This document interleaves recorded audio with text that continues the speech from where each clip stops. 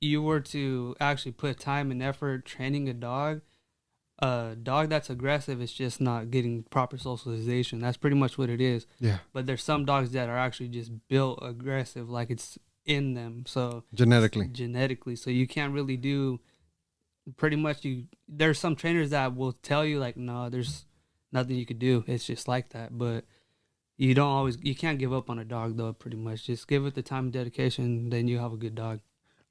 One more thing then. Another thing I'm trying to learn and understand more is that whole saying, an old dog can't learn new tricks. Is there truth to that too? Like once it's like mature out of the puppy phase, is it like if it's has bad behavior, bad habits, can those be broken? Or like no, like if you're patient, you give it time, you can outgrow those bad habits. Yeah, so just like the rescue, when you go to rescue a dog, they'll tell you, oh, this dog has blah, blah, blah, blah. Mm-hmm. But if you give it the time and dedication, like I said, with a dog, no matter how the age, you could change a dog. You really can. It just takes more time, and that's the thing that people don't have is that, oh, I got to go to work. Then if you don't got time for a dog, don't get a dog. Straight up. Not like, to be honest, right now my dogs are in kennel, but a dog that is crate trained is a good dog. If a dog is not crate trained, it's gonna have anxiety. It's gonna get hurt trying to break through the cage. Might get the arm stuck or whatnot. So my dogs are good. They're in the crate right now, and it's a huge crate though. I'm talking about like 64 inches. Yeah. So, and I also have a 10. I have a 10-foot 10-foot kennel by 5 feet, 5 by 10, and those are huge. But I like to have them more confined so they feel a little better because they feel more comfort when it's a smaller crate, but not too small where they could run around or like move around and stuff. Yeah. But yeah, just as long as your dog is crate trained, you should be good. 4th of July comes, my dogs, you could do a firework right by my dogs. Like I desensitized all my puppies that I sold, and I just try to build a dog and I try to better a breed. That's all I try to do. How do you do? Is it just practice and practice, or so if you give a dog 15 minutes a day for a week, you'll see so much improvement. People don't understand that. They get lazy and don't want to put the time in a dog. So that's why you don't see any really trained dogs with people, and they want to pay somebody to do it just because they don't want to do it themselves. Like if you give a dog time and dedication, bro, you're gonna have a well trained dog. That's all it is. I'm guilty, and this is like me putting myself on blast. Yeah, my dog has a terrible habit of when it meets people jumping. Yeah, jumping on, like it's friendly as hell. Yeah, but it's annoying to people. It's annoying to people. It's a Rottweiler mixed with a pit bull. So this dog's 100 pounds. Yeah, and it's at my parents' house. But the one habit we never broke out of it, the jumping, man. And but like, would you recommend watching YouTube videos on this, like, or to pick up a book? That would be a pretty easy fix, though. Just always have a leash or a prong collar on that dog. That's the one with the little spikes on it, right? Yeah, it doesn't hurt them. People think like you're gonna get Karens on that, but bro, like if you know how to use it right, it's really a tool. Yeah. Like if I were you with that dog, right, I would always have that dog on a leash, and when somebody walks in the door, tell the dog to sit. And have someone pet it only when it's sitting. And then they'll learn if he sits, you get pet. So when you sell a dog, what's more sought after, a male or a female? Like what's does a female bring more money because like she's potentially could have a litter? Females make you the money, males make you more famous. Like a male pretty much is that stud that my 2 males, bro, they're way more for protection work, so I could take them out to a show and tell them to do this or whatnot. People will know me more for my males than my females. So, but the females make you the money though, obviously because they have the puppies. Yeah. But if you have a well foundation female, your camp's gonna be good. And we're gonna go more in depth. This ain't for your basics. This is for the breeders now. It's so very popular. I see like this almost like treadmill thing, and I'll start with that, and then I want to get into the biting. Yeah. So the first thing is the whole like them on a treadmill. Is that just for cardio? Yeah. Is that for good exercise? What's the purpose on that one? So if you can't really walk your dog, say it's a hot day, obviously you don't want to walk them because it burns their pads off. Yeah. People will still need to learn about that. But the slap mill, it's called a slap mill, but it's for humans it'd be a treadmill, but a slap mill for dogs, right? It's manual, so they could run at their own pace. and it's good. It's a good exercise. It conditions them a lot, and it helps with their mental and physical. So it's like a dog that gets exercise for the mental. It's really good.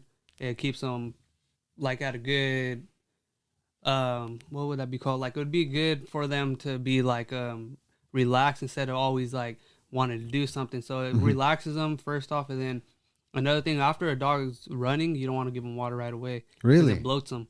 Oh. And when a dog's stomach gets too much water after running, it gets heavy. It's like a bag getting filled up, right? And and don't give a dog water before running, because when they're running, their stomach gets filled like a bag, right?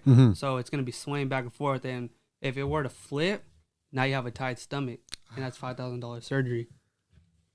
Oh yeah, yeah. The little dogs are the best alert dogs too, bro. Like they have that loud little bark. And every little thing they'll bark. So little dogs are the ones that they serve their purpose. Yeah, they'll get the big dog's attention, and the big dog will put in the work though. So cats are just nice to haves. I don't mess with cats though. No, facts.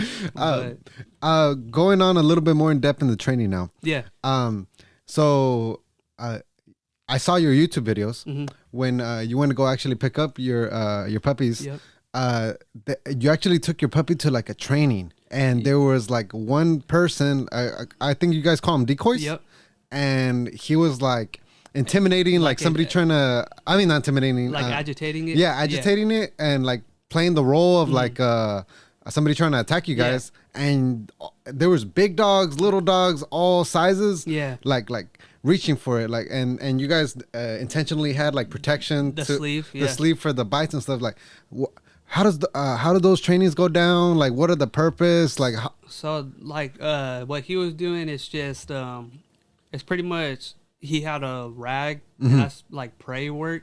So if your dog has a prey drive, it's gonna really want to try to get that. Yeah. But the protection work is when you put like the full bodysuit on or the sleeve, and that just gives the dog something to bite, and because you still feel it, it's a hard grip, but you won't feel it like if they were to bite you without it. Like I bet. So like most dogs, like they see that and they get super hyped up, like they want to attack it already. So it's just good training for the dog. It's fun for them, and it gives them something to do. Like if you have a bigger dog, you always want to have something for that dog to do, especially for like a Corso, Dogo Argentino, all the working type of breeds. They always want something to do. So doing that's actually fun for the human and the dog. It sounds. Another thing I could tell you, when they buy a dog, it's $500 more if they want to breed the dog, because you get pretty much like a birth certificate for the dog. And on the bottom right, there's a little thing that says "not for breeding." I circle and I sign it. So they could breed it, go ahead, but you're not gonna make money because you're not gonna be able to get papers for the dog now. But if they breed it, oh well, I can't do nothing about it. It's not my.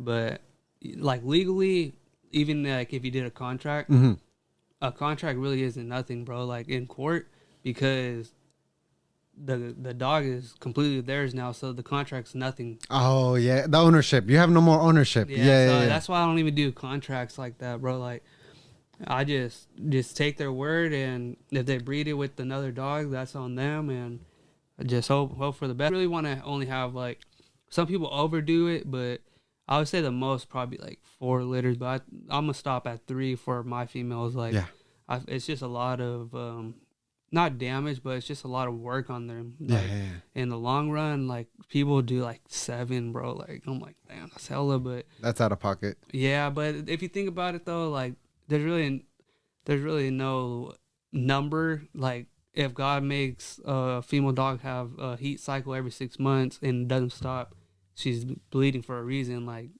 to breed, like a human could have how many? My grandma has 16 kids, bro. So it's like humans can have a hell of kids. So I mean, I don't not recommend anybody breeding over 3 times, but if you do, just make sure your dog's healthy and ready for it again.